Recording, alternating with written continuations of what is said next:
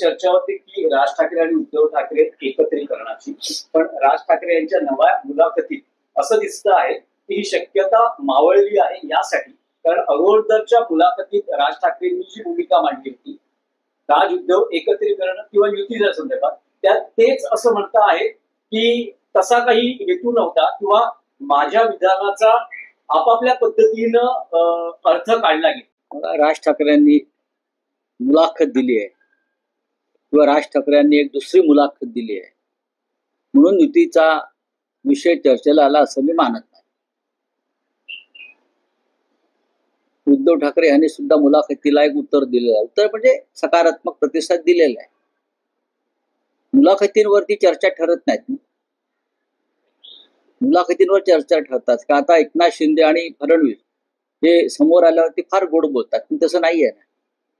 मिठ्या मारतील, बाजूला बसतील, एकमेकाकडे बघून नेत्रपल्लवी करतील, पण प्रत्यक्षात तसं चित्र आहे का? तसं चित्र